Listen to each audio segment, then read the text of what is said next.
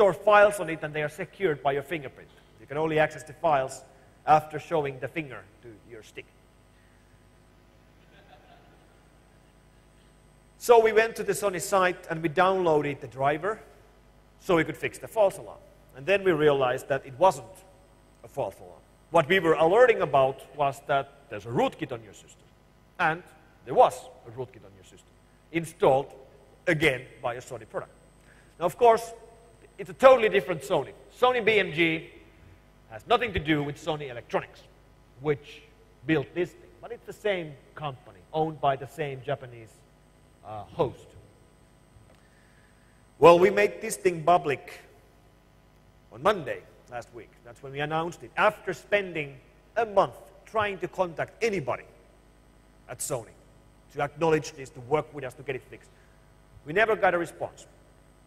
So what do? Well, we blogged about it. We put a blog post on this last week's Monday, and it made the news internationally, and eventually, around 10 o'clock on Friday, last Friday, I got a phone call from Sony Electronics USA.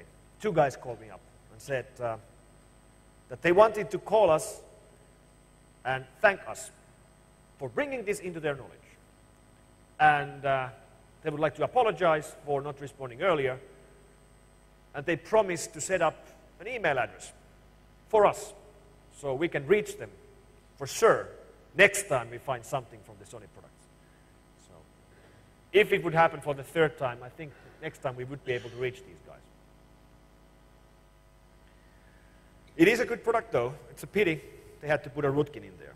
And you can kind of see why somebody might come up with the great idea of having a rootkit. What they were trying to do here was that they would store the confidential information, like the fingerprint information, to a folder which was then hidden with rootkit technology. So no matter what you did, you wouldn't be able to find the folder and find the files. Where they went wrong was that they created a folder called FG in your Windows folder. And that folder and any files in the folder were hidden. Not just marked hidden with the attribute, but totally hidden with rootkit technologies. Which means the malware authors can use this to their advantage. They can simply check when they infect a machine, is there a folder called FG in Windows folder? If there is, let's store copies of the virus in there. And many, many antivirus programs won't be able to find it anymore. Even if the antivirus program would know the virus, they won't be able to scan it because Sony is hiding the folder. Even worse, if you would go today to sony.net and download the driver, you can just take one file from the installation package, one exe, and add that into any malware out there. You run that file in any folder. It doesn't have to be FG. It doesn't have to be in the Windows folder. You run it in any folder, it will hide that folder for you. So malware can use the Sony rootkit as a standalone, ready-built rootkit, which is problematic for antivirus programs to detect. As you saw, our first response from the customer base was not that we are detecting a rootkit, great, but that we are having a false alarm. We should remove the detection of this rootkit. So it's problematic for antivirus companies to detect a rootkit like this because it has been shipped in commercial product. And now malware authors can take the rootkit from the driver and use it on a standalone machine which has never seen the USB stick, which has nothing to do with the stick. Sony has created a standalone rootkit which can be used by anybody to hide anything. Way to go. Well, we're now working with Sony and assisting them in fixing this and hoping that they will finally send a company-wide letter to all their employees that no, you should not use rootkits for anything ever, period. Hopefully this was the last we heard of this. So, if we look at the whole situation worldwide, where are we today? Well, we used to have to worry only about the criminals who were close to us. Think about this. 10 years ago, the most likely crime you might have been hit with would have been somebody stealing your car, stealing your bicycle, burglaring your home, stealing your TV, mugging you on the street and taking your wallet, or stealing your phone. I lost my phone yesterday. If anybody sees an Apple iPhone somewhere, it's mine. This has changed. Because the criminals who steal your car or TV or your wallet or your phone, that criminal is most likely living in the same city as you are. You know, here in Kuala Lumpur, you don't have to worry about car thieves from Brazil flying over from Sao Paulo to steal your car. It will not happen. They won't come here. You don't have to worry about that. But when you go home today and boot up your home PC, you do have to worry about the hackers or criminals or virus writers from Sao Paulo trying to infect your home PC here in Kuala Lumpur. That happens all the time. Because on the net, there is no geography. There is no distances. Every single IP address is as close to each other. For the hacker from Sao Paulo, a computer in Kuala Lumpur is as close as a computer in Tokyo, as close as a computer in Denmark, or as close as a computer right next door in Sao Paulo. In most cases, these guys don't care. They don't even know where the machines are.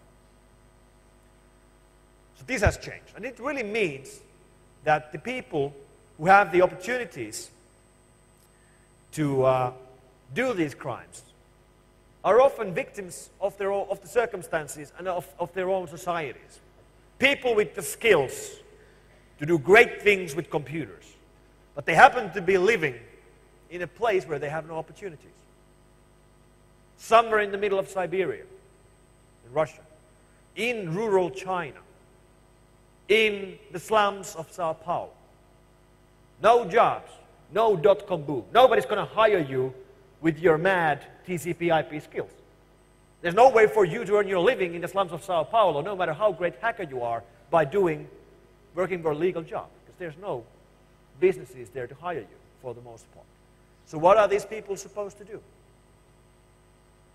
Well, what they do is that they use the internet as the great equalizer, and they use the internet to reach the rest of us, and they use us to feed them, because we're the ones double-clicking on their attachments. We're the ones following their links. We're the ones reading their spam. We're the ones getting infected. We're the ones giving our usernames and passwords to phishing sites, and we're the ones giving out our credit card numbers to anybody who asks for it. Well, maybe not me and maybe not you, but your sisters and brothers and cousins, the ones who just are normal computer users, who are easily fooled by these criminals. And internet is one of the few truly global things we have. And I find it fascinating how the internet is growing. Because, of course, internet was invented in the United States of America. And it has been traditionally a very American thing. But it's changing. It's changing right now. If you just look at the numbers of users online worldwide, USA is no longer number one. They're no longer number two either. There's more Europeans online than Americans. And there's much more Asians online already than Europeans.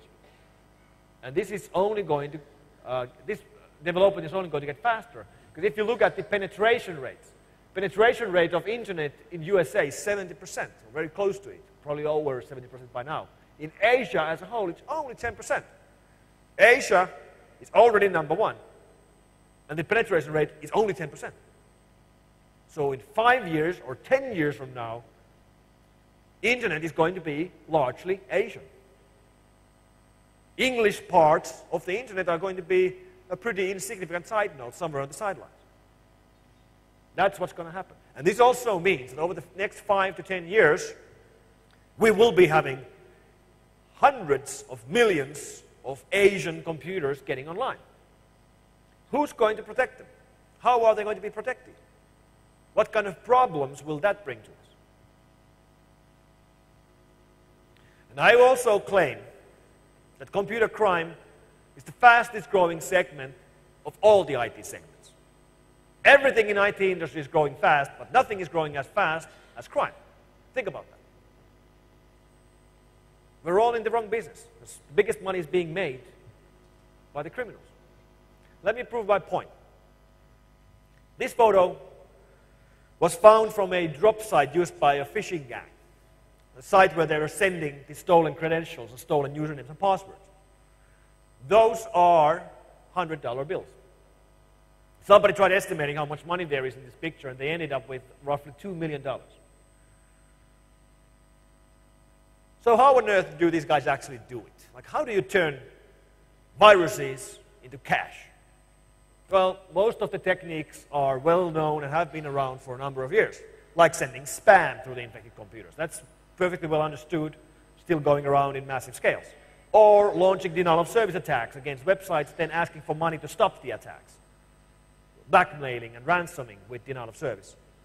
Or just stealing information from the infected machines. Going through the hard drive, searching for every single email address, every single credit card number you can find, sending it out, because those can be resold. Stealing information from the keyboard, passwords when people are logging into online banks, logging into eBay, logging into PayPal, logging into stockbrokers. And the clever thing about stealing access to stockbrokers' online systems like E-Trade and Ameritrade and Datek, the clever thing here is that the criminals can turn those usernames and passwords into money easier, or in a way which makes it harder to track where the guys are.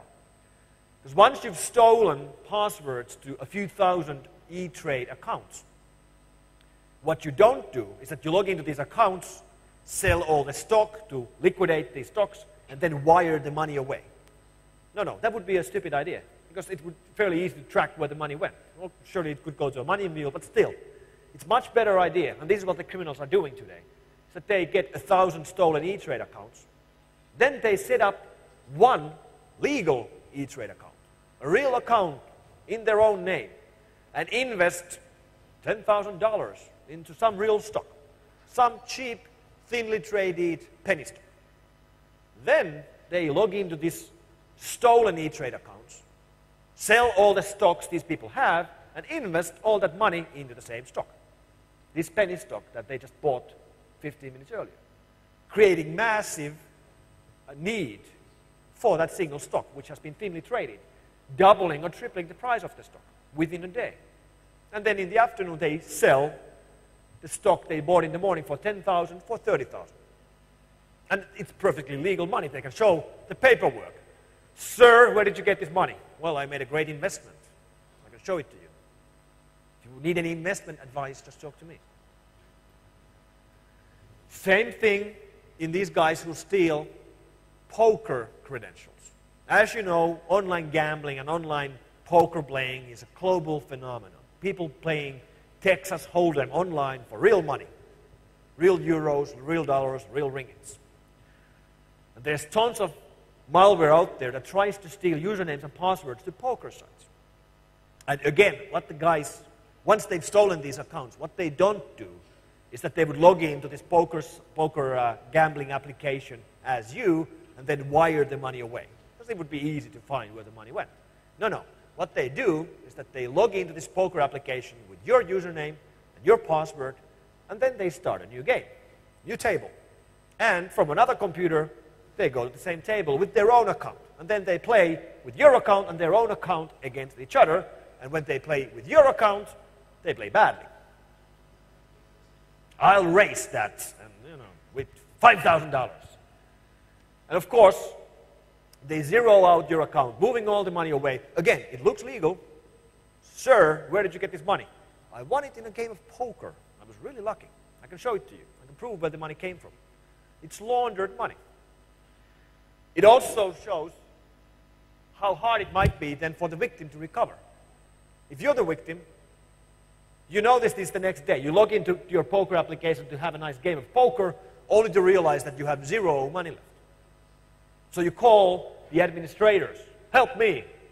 Yesterday evening, somebody logged in as me and played badly. Please give me my money back. Yeah, sure thing. We'll get right on it. And then other games. Games like World of Warcraft, Lineage, EverQuest, others, where people are playing massively multiplayer online role-playing games. And when we started seeing Trojans that steal usernames and passwords to online games like these, we were first assuming that it's just, kids fooling around, stealing each other's gaming accesses and gaming accounts. Well, we were wrong. It's not about that at all. It's about stealing thousands of accounts in games like World of Warcraft, then emptying those accounts from virtual goods, virtual gold, virtual money, and selling those in online auctions for real-world cash. That's what's going on. And again, you can see the problem. You can imagine calling the cops. Help me. Yesterday somebody stole my sword in World of Warcraft. Sure thing, we'll get right on it. And then we have listed here the last thing, targeted attacks. I'll get back to that.